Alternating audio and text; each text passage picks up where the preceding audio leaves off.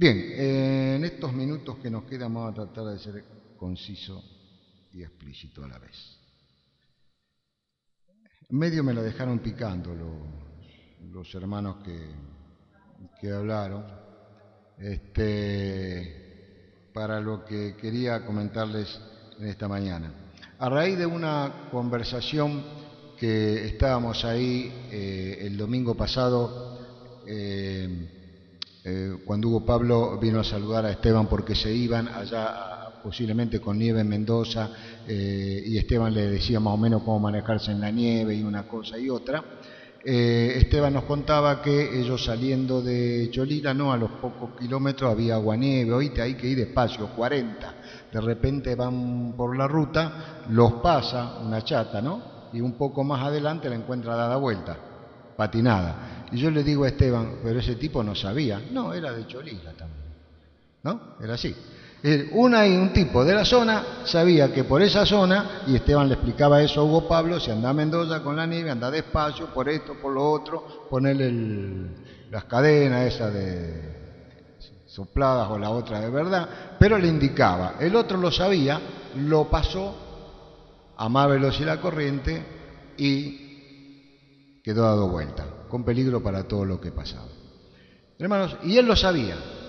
Yo quería llevar eso a lo que podemos compartir en esta mañana acerca de cuántas veces sabemos cómo son las cosas, seguimos adelante y después quedamos dado vuelta. Espiritualmente hablando, pasa lo mismo, ¿no? Pasa lo mismo. Por eso ya que me la dejaron picando con algunas cosas que los hermanos dijeron respecto a eso. Respecto a esta situación que estamos viendo en el mundo en general, en nuestra sociedad, en la cual estamos inmersos nosotros, y que a lo mejor nos afecta más o menos, pero tenemos que estar atentos para mantenernos firmes en eso. ¿Ustedes se acuerdan el llamamiento de Isaías? Cuando agarramos el llamamiento de Isaías, ahí en el capítulo 6 del libro de Isaías, hacemos énfasis, no lo busquen, porque, mejor dicho, búsquenlo porque nos vamos a referir a otra cosa anterior. Lo llamamos como un llamamiento al trabajo, al servicio, a esto y lo otro, aquí que de allá, como para alguien que va a ser excepcional. Isaías fue excepcional. Pero el hecho de predicar la palabra o ser un siervo del Señor obediente y qué sé yo cuántas cosas más, eso ya implica responsabilidad. ¿Cuál era el problema que tenía Isaías? Él lo dijo clarito, versículo 6-5. Ay de mí que soy hombre muerto, siendo hombre inmundo de labios, que habitando en medio del pueblo que tiene labios inmundos, han visto mis ojos al Rey que va de los ejércitos. Él reconocía que estaba viviendo en pecado porque tenía labios inmundos en medio de un pueblo inmundo. Pero a Dios no le interesaba, Dios lo buscaba a él.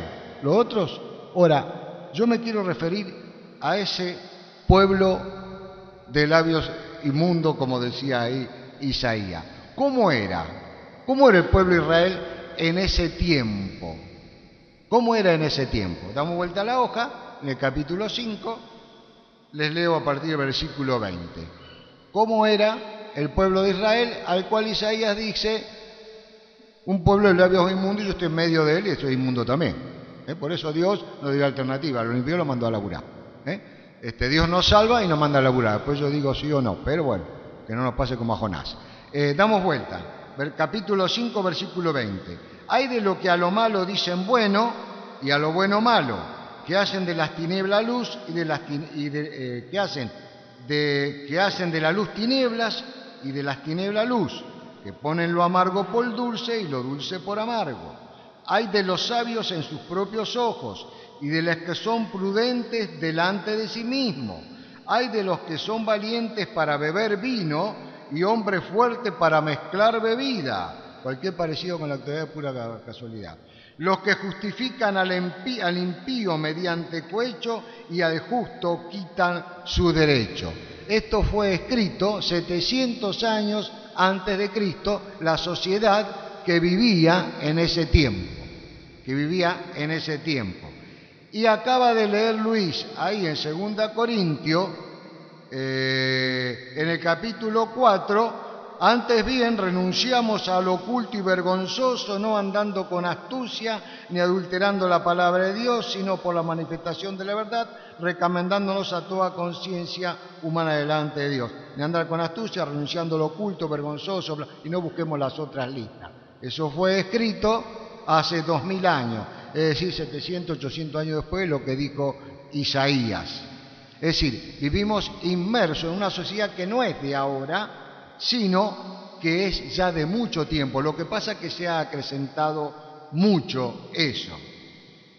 Leí en una revista, y se lo transmito, la oración de un pastor evangélico que le pidieron que orara al iniciar las sesiones del Congreso de uno de los estados de Estados Unidos. En el estado de Arkansas iban a iniciar el Congreso, como acá en el 1 de mayo, iba a haber un discurso. Como pueblo evangélico que se caracteriza, llamaron a un pastor, Joe Gray, para que orara por ese periodo y por los congresales que estaban ahí asumiendo ese año. Y en la apertura de esas sesiones oró este pastor y produjo algún malestar entre aquellos que lo estaban escuchando. Hace varios años que pasó esto, pero la oración dice ahí, nos circunscribimos a ella. Recordamos lo que en el tiempo de Isaías, recordamos lo que leyeron los hermanos en el tiempo de Pablo, y este hombre allí, hace 20, 30 años, delante de todos los congresales dice, orando, Señor, pastor evangélico, Señor, venimos delante de ti este día para pedirte perdón y pedir tu dirección. Sabemos que tu palabra dice, maldición a aquellos que llamen bien lo que está mal, y es exactamente lo que hemos hecho. Hemos perdido el equilibrio espiritual y hemos cambiado nuestros valores. Hemos explotado al pobre y lo hemos llamado a eso suerte. Hemos recompensado la pereza y la hemos llamado ayuda social. Hemos matado a nuestros hijos que aún no han nacido y lo hemos llamado la libre elección. Hemos abatido a nuestros condenados y lo hemos llamado justicia. Hemos sido negligentes al disciplinar a nuestro hijo y lo hemos llamado desarrollar su autoestima. Hemos abusado del poder y hemos llamado a eso política. Hemos codiciado los bienes de nuestro vecino y eso lo hemos llamado tener ambición. Hemos contaminado las ondas de radio y televisión con mucha grosería y pornografía y lo hemos llamado libertad de expresión. Hemos ridiculizado los valores establecidos desde hace mucho tiempo por nuestros ancestros y a esto lo hemos llamado obsoleto y pasado. Oh Dios, mira en lo profundo de nuestros corazones, purifícanos y líbranos de nuestros pecados. Amén. Mientras dice el comentario que mientras él estaba orando, algunos escuchaban, se levantaban y se iban. Hizo un revuelo bárbaro. Pero vamos a lo que decía. Hay de a los que a lo malo dicen bueno y a lo bueno malo, que hacen de las tinieblas luz, de la luz tiniebla y las tinieblas luz, que ponen lo amargo por dulce y lo dulce por amargo. Las ideologías opuestas que estamos viviendo hoy día, las opuestas no solamente que son paralelas, sino que se oponen entre sí y pensamos una cosa o pensamos otro, están queriendo lograr adeptos para ir captando y avanzando en eso, ya no solamente en la parte material, sino en la parte espiritual, para fundamentalmente poder tener aquellos que practican estas cosas, y sabemos que atrás de todo eso está Satanás. Ustedes saben que en este momento se habla mucho de inseguridad y se asegura todo. ¿Qué es lo que no se asegura? ¿Qué es lo que no se asegura? Se nos aseguran hasta la tarjeta de débito, por si la perdemos media hora después que salimos del cajero, para que nos repongan el dinero. Cada día recibimos en nuestras casas ofrecimientos de seguros distintos para hacer esto y lo otro, para darnos seguridad. Sin embargo, vemos que eso sigue avanzando porque no es una realidad. Amén de los las cosas violentas que vivimos día a día. Como creyente nosotros nos amparamos en Jesucristo para tener esa seguridad, esa tranquilidad en nuestra vida de estar sabiendo de que Él nos protege y lo que nos pase, pasa, si estamos de acuerdo a su voluntad, porque Él lo permite. Mientras tanto nos va cubriendo.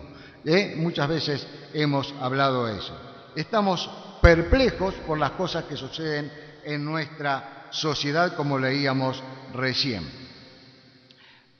Corremos el otro peligro que está latente, pero que ya en otros países se puso en práctica, y ya lo sabemos a raíz del famoso caso Nisman, que ya no tenemos individualidad ni intimidad. ¿Saben eso? Ya si nos quieren hacer perder nuestra intimidad y nuestra individualidad, lo saben, la tecnología lo permite. La tecnología lo permite y lo han demostrado para que así sea, aunque yo tenga voluntad o no de meterme en eso, y si se ha ido perdiendo. Es decir, vamos a terminar el ser humano siendo autómatas, dependiendo de una sociedad, de un Estado o del enemigo de Dios. Seamos autómatas en aquel que nos da la libertad y dice, no, autómata no quiero, te quiero siervo. Pero tenemos que estar atentos a eso. Llamando a lo malo bueno y a lo bueno malo. Muchas veces comentamos que en el tiempo que nace el cristianismo, que Jesús empieza a extender su doctrina, nace en Grecia las filosofías. Las filosofías que se oponen a lo que es depender, ser salvo por la fe en Jesucristo, porque decíamos que ellos nunca podían creer que la salvación venga de Dios de un judío crucificado, están todos locos. Nosotros con nuestra filosofía vamos a desarrollar la mente humana y hacer que nos sintamos seguros. Y hay una anécdota con respecto a llamar a lo bueno malo y a lo malo bueno, que dice que Sócrates, el gran filósofo, iban los discípulos a él y le pedía que les enseñara las vivencias, lo que él sabía, que le transmitiera, tantas cosas que él escribió. Entonces él le tomaba un examen previo para demostrarle qué tipo de persona era él y cómo se iba a tener que rebuscar para aprender acerca de él, si no se iba. Entonces le decía, las cosas malas, yo te voy a mencionar varias palabras, vos las cosas malas las anotá en la izquierda y las cosas buenas las anotá a la derecha. Entonces estaba ahí el alumno listo para ver lo que Sócrates le decía. Entonces Sócrates le dice, engaño, a la izquierda, engaño, pará, no escribás. Suponete que hay una ciudad sitiada, y el que está mandando en la ciudad, a través de una estrategia que planea, engaña al enemigo para que no sea tomada la ciudad. ¿Eso es bueno o es malo? El alumno no sabía qué contestar. Estaba engañando al otro. Se quedó callado la boca. Bueno, deme otra palabra para ver si lo pesco. Le dice la palabra mentira. Mentira. No escriba todavía. Te voy a dar otro ejemplo. Una mamá le tiene que dar un medicamento al hijo. El hijo no lo quiere tomar. Entonces la madre le dice, no, pero tomalo que esto tiene lindo gusto, te vas a ver. Y vieron como hacemos con los chicos, que abren la boca, entonces le metemos la cuchara ahí con lo que es. Dice, y resulta que no era así, era distinto a lo que le había dicho. Le mintió al hijo. ¿Eso está bien o está mal? El otro se quedó pensando. Dice, wow. Es decir, le siguió así con una serie de cosas para desarrollar en él la filosofía que él estaba desarrollando. Pero para nosotros, por supuesto que esa filosofía no entra dentro de lo que la palabra de Dios dice, porque lo que está en la palabra de Dios y dice que es malo, y lo que es bueno, pero reconozcamos que muchas veces dudamos sobre tomar algunas decisiones de si es malo o es melo porque queremos meter nuestra propia opinión. Y siguiendo lo que decía Luis, cuando nuestra cabeza empieza a funcionar en lugar de la cabeza que es Jesucristo. Entonces tenemos duda sobre lo que es bueno y lo que es malo y a veces aplicamos nuestro criterio. ¿Por qué? Porque estamos influidos por la moral, por la sociedad que nos está invadiendo, que nos está influyendo, y será bueno o será malo. La palabra de Dios dice, es malo y punto y aparte. Sin embargo, caemos muchas veces en esas circunstancias, en esa norma de vida que no es la correcta. Esas reglas o normas que el Señor pone en nuestras palabras, tenemos en nuestras vidas, son normas y leyes para respetar. ¿Y dónde están? En la palabra de Dios. Se cuenta una historia de un señor que, muy cansado después que terminó de trabajar su día a diario, se acuesta en la cama, se pone a fumar, en la cama se le cae el cigarrillo dormido, se prende fuego, casi se muere. ¿A qué se dedicaba este hombre? Vienen los bomberos, lo salvan y qué sé yo, le dice, atiéndame, ¿no se da cuenta que acá todas las camas tienen en la parte de atrás un cartelito que dice no fume al estar acostado? ¿Y cómo no lo voy a hacer si esos cartelitos los hice yo? ¿Se entiende? Él lo había hecho, pero no obstante, no obedeció a eso mismo que estaba ahí. Y muchas veces pasa eso en nuestra vida, de decir que podemos saber, pero si no vivimos las enseñanzas, si no las ponemos en práctica, de nada sirve. Haciendo de la luz tinieblas y de las tinieblas luz. Una señora se levantaba, una viejita, tenía un lorito, llegaba todos los días. Buen día, Pedrito. Buen día. Buenas noches, Pedrito. Buenas noches. Lo tenía en una jaulita, llegaba a la mañana. Buen día, Pedrito. Buen día. Buenas noches, Pedrito. Buenas noches. Llega una mañana, llega la señora y le dice, buen día, Pedrito. Buenas noches. Buen día, Pedrito. Buenas noches. Oh, ¿qué le habrá pasado, verdad? ¿Qué había pasado? Era tan viejito el loro que ya había perdido la vista. Habían pasado tantos años que ya había perdido la vista. Estaba cegado y no se daba cuenta de la luz del día. Y la palabra de Dios dice que el pecado ciega. El pecado ciega. No podemos entender, no podemos ver la luz de la palabra de Dios. El Señor dijo, yo soy la luz del mundo y el que me sigue no andará en tinieblas, sino que tendrá la luz de la vida. Y por último, a lo que lo amargo dicen dulce y a lo dulce amargo, el sentido del sabor. Para eso, si vamos al libro de los Proverbios, dice un montón de cosas acerca de perder el sabor a las cosas lindas de la vida que provienen, el cristiano lo sabe, de Dios. El pecado, el vicio, las raíces de amargura no son buenas medicinas para nuestro ser. Se cambian los términos y así es como somos influenciados.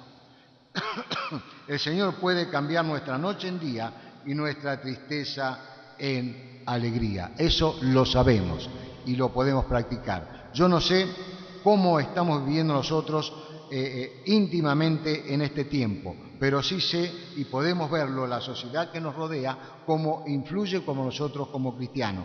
Y no solamente termina el comentario de este pastor que oró hablándole a los políticos, sino que el comentario dice, ¿cuántos cristianos de este día, de este tiempo, tendrían también que escuchar esta oración? Porque hemos cambiado los términos. Sabemos cómo es el país del norte, pero ya todo el mundo está influenciado por eso. Hermanos, que el Señor nos bendiga a permanecer a donde Él quiere que permanezcamos. Nos va a costar, no es fácil, pero, tenemos en la Biblia, nos ponemos de pie, buscamos el Salmo 90, leemos todos juntos el versículo 12. Leemos todos juntos el versículo 12. Después le voy a pedir al hermano Gustavo García que nos despida en oración. Salmo 90, leemos todo el versículo 12. ¿Lo encontraron? Creo que muchos lo sabemos de memoria. Leemos y después Gustavo nos despide en oración. Enséñanos de tal modo a contar nuestros días que traigamos al corazón sabiduría. Amén.